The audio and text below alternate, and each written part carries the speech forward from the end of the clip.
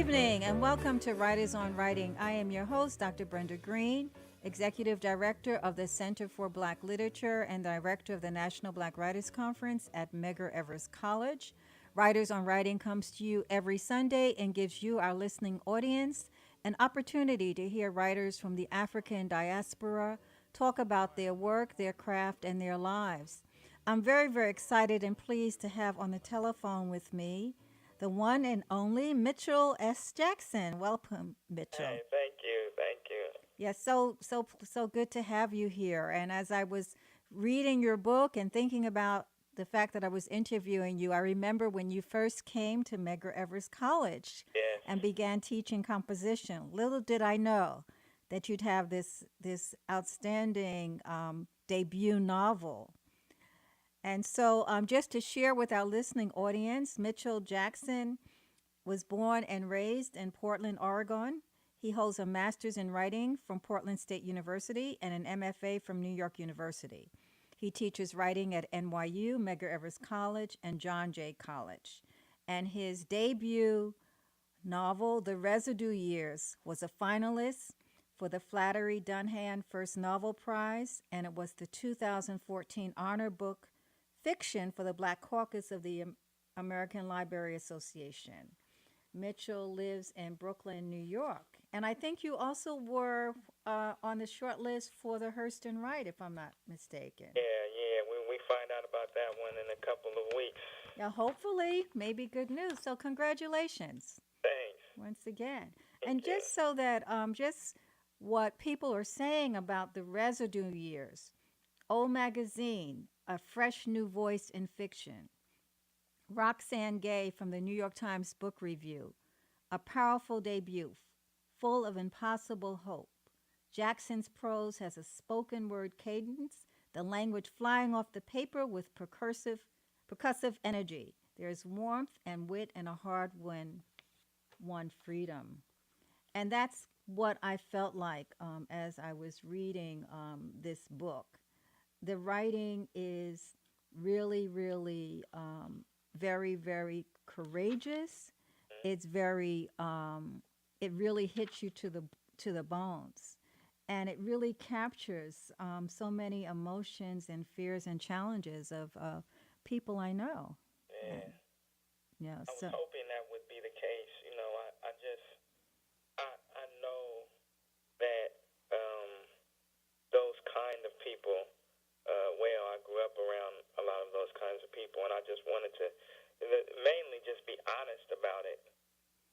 And so I think that's maybe what some people are speaking to is the idea that I was honest about, that kind of life and those people.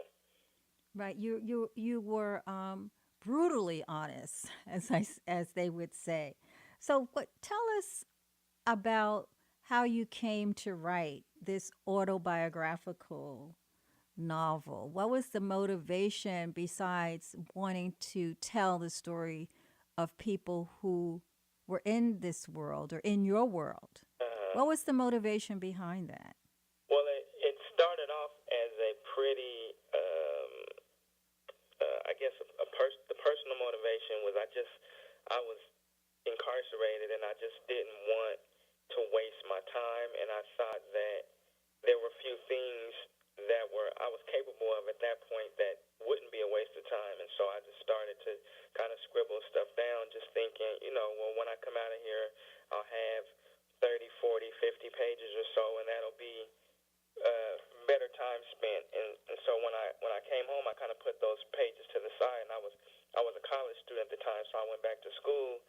But those pages always were in the back of my mind that I had them. And so later on, when I found out that Portland State, the first program I attended, was starting an MFA writing program, I decided to go to school so I could figure out how to write. Because at the point that I scribbled those few pages in when I was incarcerated, it was like I didn't know what I was doing. And I hadn't read very much fiction. I didn't know how to write fiction. That was the first fiction that I had tried. So I was like, if I'm going to do this, I don't want to just have a story. I want to actually figure out how to write. And so that's kind of how I came to going to the graduate school and trying to learn how to write as opposed to just having a story to tell. Right, because many people have stories to tell, and I remember Haki Mahabudi, the poet and activist and publisher, saying, "Well, you have a story to tell. What makes you think you can write it?" Right. So you understood the importance of craft. And what was the amount of time between you leaving? You were incarcerated, and then deciding to write. How much time elapsed between that? Let's see. So I wrote the first few words in probably 96 or 97, and then I started my first graduate program in, let's see, 99. I think it was 2000. Okay, so about 4 years. So you started this as a very young man. Yes. Yeah. I was, probably like early 20s, maybe 21, 22, something like that. Okay. Now, going back to, if you notice, I said this autobiographical novel. So I think all writing is autobiographical anyway. Yeah, me too. So to what extent, if you care to share, is this autobiographical? Well, I think the basic premise of the book is autobiographical. My mother was addicted to drugs for a long time. I had two younger brothers. I was a college student and a drug dealer for a time. I ended up going to prison. So those all, I guess, the major kind of points of the novel are true. But, then I fictionalized a lot of the kind of individual actions in the book. The other thing that was true was that I lost my house. Now, I think that was that turned out to be a really important motivating factor in a plotting point in the novel. So those things were all true. I guess the basic premise of it is true. Right. The novel is very much about the importance of having a dream. Yeah. And I also saw it in telling the story and in weaving multiple voices, the voices of Champ and Grace, Mm-hmm. that it is a story also about the search for love. Mm-hmm. Would you say that is true? Yes, absolutely. Absolutely. And not just, I think when we mention love, a lot of people instantly think of romantic love. But I think this is more about familial love and love of your community and, wanting to do right by both of those things. Like Champ and Grace, they both love each other immensely, but they don't necessarily know the ways to kind of take care of that love for each other. And so I think that, when you say it is like a love story, a familial love story. Right. But also the need for them to be loved.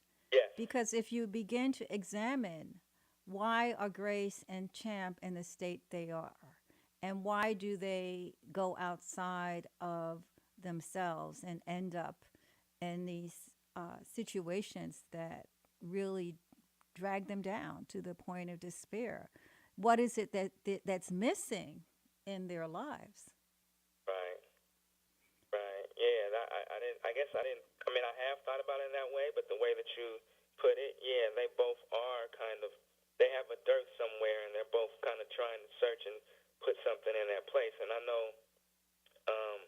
there's not that much mention of it in terms of Grace, but the relationship between her and her father is something that I think kind of shows up in her addiction in the book, and also in the way that her relationship with the father of her two sons, who it's a really contentious relationship in the book, but I think that those two things are predicated on a kind of dearth that she feels from the relationship with her father. Yeah, and I think it was really manifested for me when I looked at her continually returning to the church. Yes. The need for that spiritual balance in her life reveals that she was searching for something. More so, you see that in her than you do in the character of Champ. Yes. Yeah. Yeah. Champ, he's a guy. He's constricted by those ideas of black masculinity. So it's only so much he can reveal or even be aware of when he has those kind of walls built around him. I mean, what's more restricting than black masculinity? Right. Talk a little bit more about that because this is very much a story about what it means to grow up as a young black man in an urban Yeah, I society. mean, I just think that it's. I like to. I don't know. I like to say this, but it seems to me that the young black male has more problems, social, economic, spiritual, moral, psychic, than just about any other group of people that I can think of. Like there's so many things that you have to overcome that it almost feels sometimes like anyone that makes it out of that is very lucky. And I think that Champ, to a certain degree, he recognizes some of those obstacles, even if he is kind of playing into them. But then there's a lot of things that he doesn't recognize, and I think that that's a kind of true of a lot of black men, that they don't recognize that those how restrictive those ideas of masculinity are, and how we are taught to treat our women, how we are taught to kind of take care of our families. One of the things that I think is, I just started to think about is like how black males are always taught that when you make it, you have to, or when you become a certain age, that you take care of the rest of the family. And I don't think that that's the case with children of different ethnicities. Like, well, not until the parents get old, but like kids are born, the parents take care of them, they go off on their own, and the parents keep assisting them, not the other way around. But I think in a lot of black households, that the black man's job is to, from a very young age, be the breadwinner.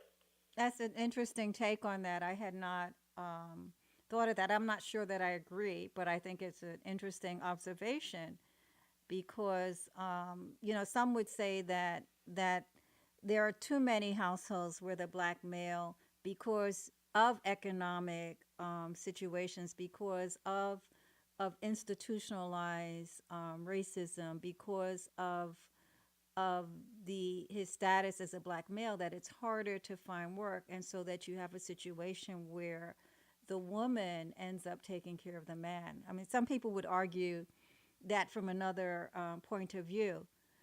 No, I do. I think that happens, but I think there's a pressure in the man's mind. Like if I talk to some of my friends that have made it, they think that their job is to then take care of everyone else. Now, a lot of people never get in that position, but I think that that's like the one of the markers of I made it is you go back and buy your parents a house or get them a car Right. or retire them. And I think that in certain different, and I don't know if I'm talking about ethnicity or social class, that the parents don't need to be retired or the house to be bought or a car because they already have those things. So there's not a pressure on the kid that makes it to then go back and give the parents a life that they couldn't have earned on their own. I see what you're saying. And you're saying, and that's a function of being in a particular class. If you make it, then you have the responsibility to go back Yeah, and bring the family to the next level or pull someone up or at right. least take care of your mother, Yeah, right? Always exactly. taking care of your mother. Now, it's going back to the idea of what the challenges faced by black males in this society. What do you think we can do? You have a young son. What do you think about what can you do to ensure that he is safe and that he survives? Or and what can we tell young black men who are in this situation and who don't really know how to get out of it or how to avoid the pitfalls of drugs or incarceration or and the peer pressure to to sometimes not even if you're smart not to do well in Right, school. right, yeah. I think that the the best thing that we can do, and what I try to do with my son, who's 8, is to try to expose him as much as I can to positive influences, like bringing him to the Brooklyn Book Festival and letting him see other authors and pick out books and meet people who care about words and literature. I think is a positive thing, and because it's inevitable that he's going to be exposed to the other things, and so I just hope that I give him enough of the positive so that when he encounters the negative things, that he'll be able to think about them and see them in a different context than someone else who that's all they see. So there'll never be an instance where he'll see, a guy selling drugs or some girl offering herself to him and think that that's the only option, like that's the only part of the world that he has access to. So I think that's the thing is a lot of guys never get out of that.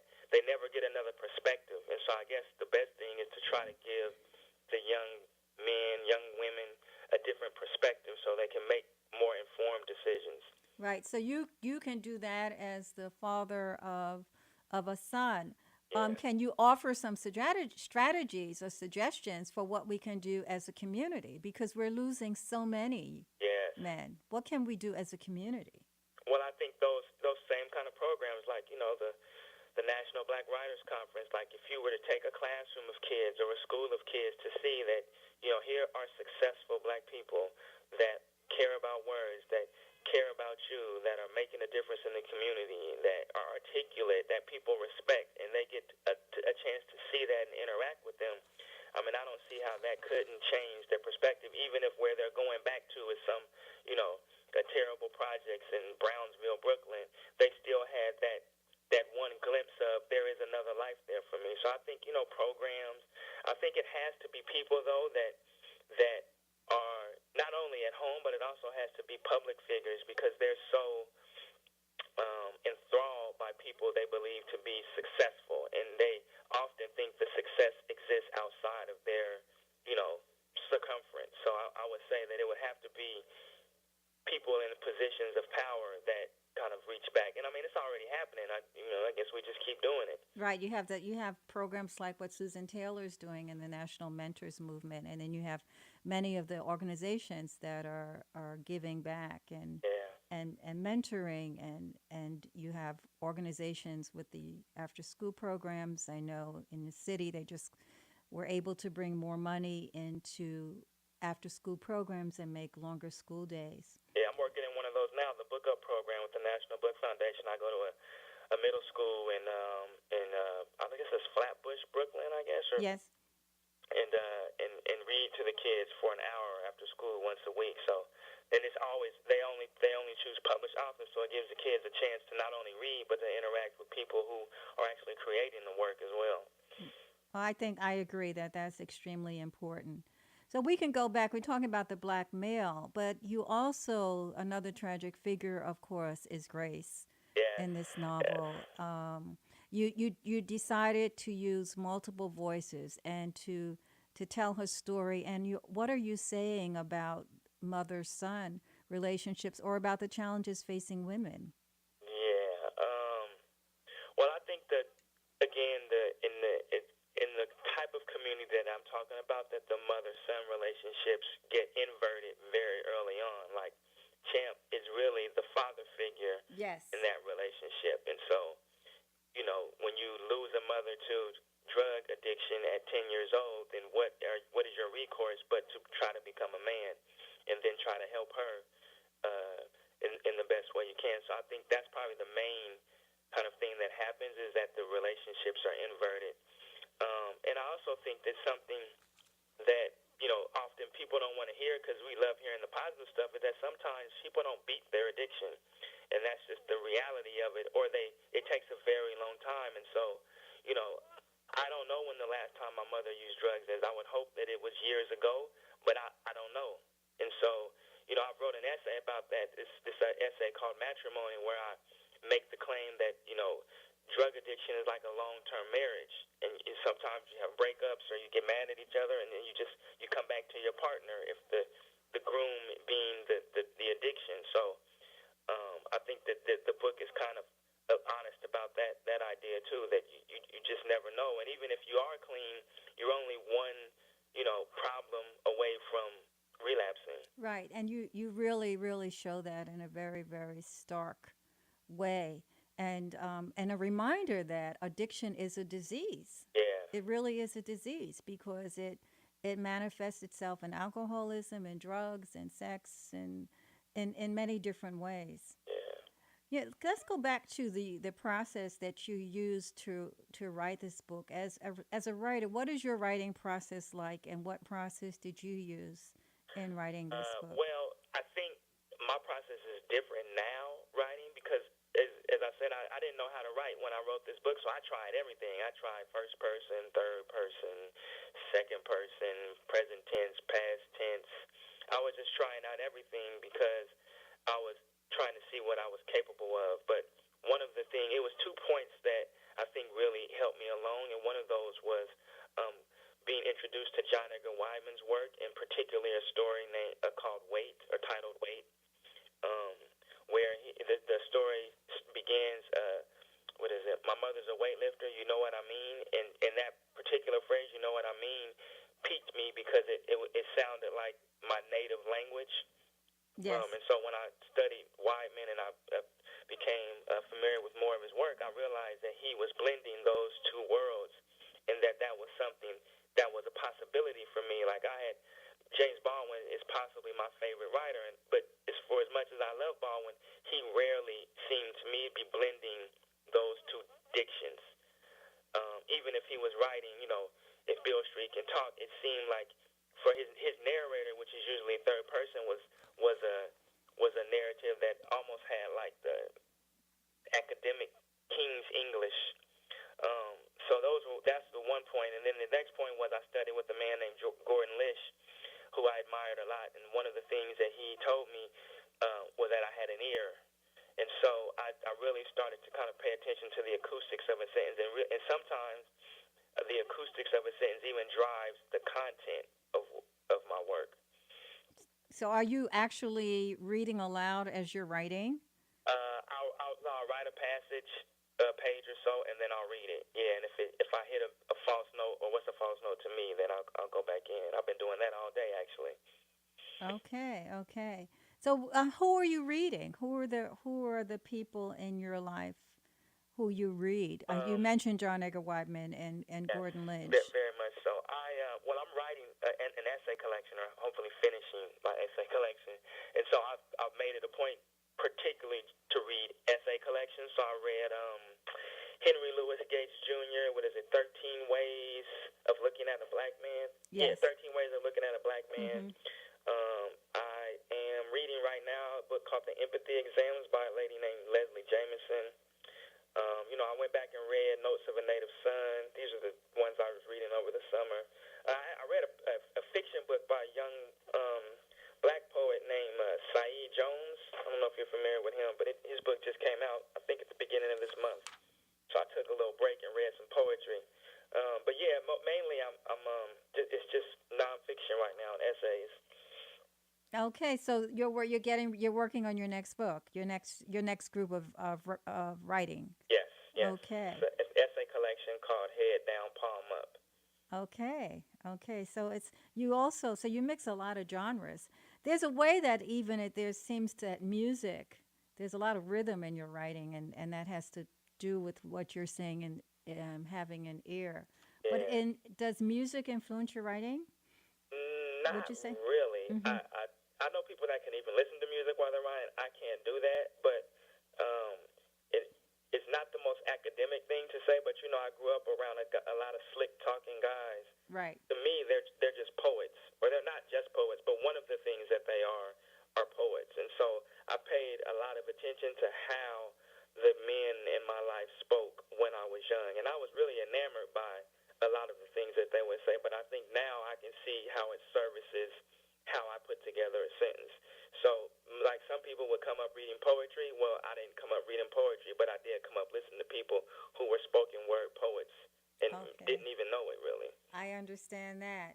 So, your book, The Residue Years, is receiving a lot of acclaim. In fact, I even saw that it's being used in some schools, and there's a downloadable form of putting it in the schools. What message do you have for those who want to write, and for our student writers, and for our audience of potential writers? Learn the craft. I think we all have stories, and even my story is so common it's cliche, but I think it's not necessarily the story, but having a facility with craft, and you can only get that really by studying. So I hear a lot of people like, man, I could just write my story down. Yeah, that's cool. You could write it down, But it's a difference between that and producing some work that's going to stand. So I would just encourage them, if not to go to formal school, to find a workshop group or some kind of classes and to read and read and read. And I know as we come to a close, one of the things that people are still raising the question about is, can you write as just a writer, or do you write out of your experience as a black man in America? In other words, does race matter? I forgot who I was. I had a reading yesterday at the new school, and I mentioned I was actually coming from Medgar Evers, and I stopped in a bar on the way home, and there was a white couple. They looked to be maybe early 50s, and they were with their daughter, who I thought was their daughter, because she was like 20-something years old. And I sat down at a table that was about 6 feet away, and the woman looked at me directly, picked up her purse, zipped it up, and put it back down. And I was just thinking, damn, like, I don't even look like a menacing black man. And I said that to say, like, you cannot escape your blackness. So I don't really know how an author can say, like, well, I'm not a black author. No, you're always a black man first, and then you write. Like, you're never going to escape that. Whether you want to do it or not, you'll just be conflicted about your identity. But I definitely know that I'm a black writer, whether or not I even wanted to claim it, which I do. Okay. Thank you so much. On that note, that is a wonderful way to close. I want to thank you for having this conversation with us. Mitchell Jackson, the author of The Residue Years. Please go out and pick up the book, order it from online, order it in your bookseller, from your bookseller. I want to thank my engineer, Fritz Richardson, for always being there. And thank you, Mitchell. Thank you. Appreciate the opportunity. You always look out for me. I try. Okay, so remember, the writer is always reading, the reader is always writing. Keep reading and writing. Empower your lives as readers and writers. And come back next week. This has been Dr. Brenda Greene, Writers on Writing at Medgar Evers College. Thank you.